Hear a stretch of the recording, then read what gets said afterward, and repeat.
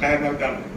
यकीनन इंतहाई खुशी की बात है कि आप आज स्वीकृति पत्र श्री नंदगोपाल गुप्ता नंदी जी और संसद कल्याण मंत्री उत्तर प्रदेश में आपने देखा है कि इलाहाबाद वासियों को इस जी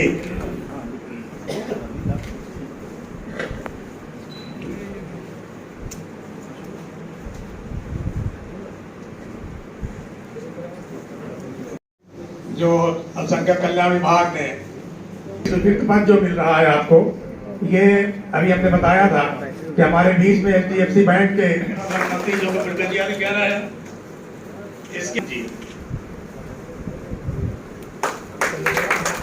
निदेशक आपकी गुलदस्ता पेश करेंगे और हमने बताया कि ये स्वीकृति पत्र बांटने के लिए हमारे बीच निगम बंद पड़ा था और माननीय मंत्री जी के अथक प्रयासों के बाद पिछली साल पहली बार 15 वर्षों आज कर रहे हैं।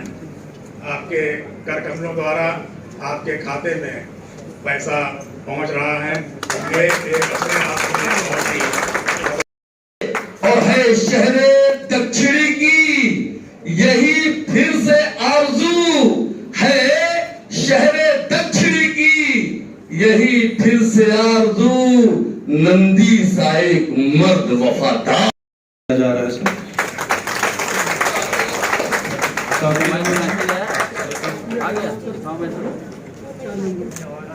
आपको 4.5 लाख रुपए मिले हैं और बहुत शुभकामना है। ये ब्यूटी पार्लर आपने खोला है तो और चैन बनाइए, बड़ी चैन बनाइए।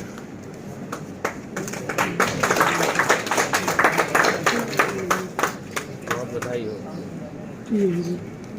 दुकान खोलने के लिए मिला है, बढ़िया दुकान खोलिए, तरक्की करिए, खूब पैसा कमाइए।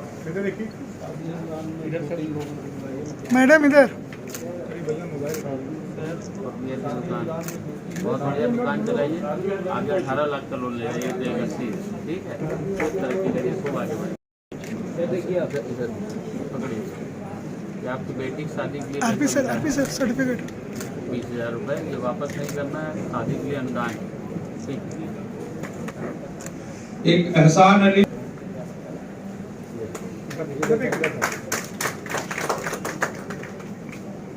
शादी के लिए अनुदान मिला, बेटी की शादी, आपकी बेटी की शादी के लिए पैसा मिला है। प्रधानमंत्री मोदी जी ने भेजा है। इधर देखिएगा, देखिए सामने। चलिए, एवं शादी अनुदान योजना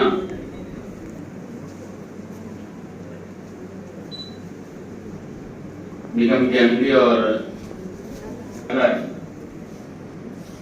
जगमोहन सिंह जी, डीएमओ फतेहपुर प्रसून जी,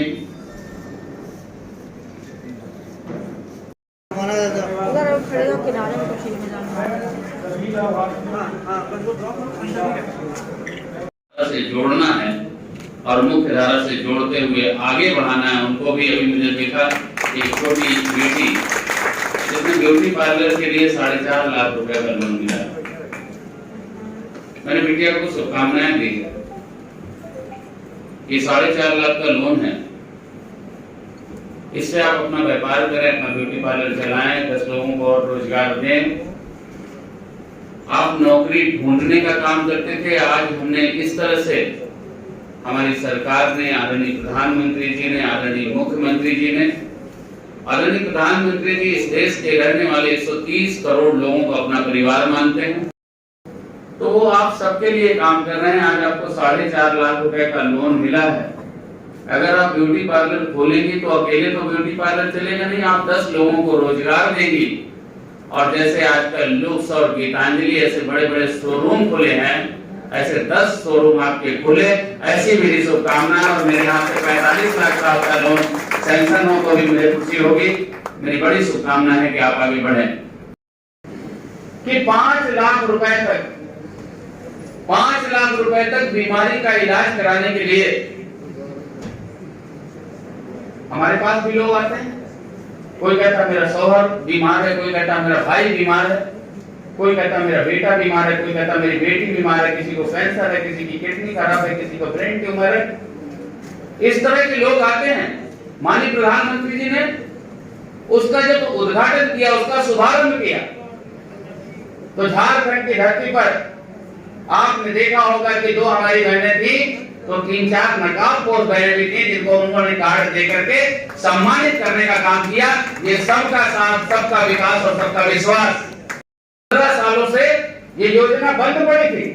इस योजना को चालू करने में माननीय प्रधानमंत्री जी, माननीय मुख्यमंत्री जी के मार्गदर्शन में हम लोग काम करते रहे और भारत सरकार के यशस्वी हमारे जो अल्पसंख्यक कल्याण भारत सरकार के मंत्री हैं आदरणीय मुख्तार अब्बास नकवी जी से मैं मिला और मैंने रिक्वेस्ट की, तो उन्होंने पैसा दिया, 10 करोड़ दिया, 20 करोड़ दिया।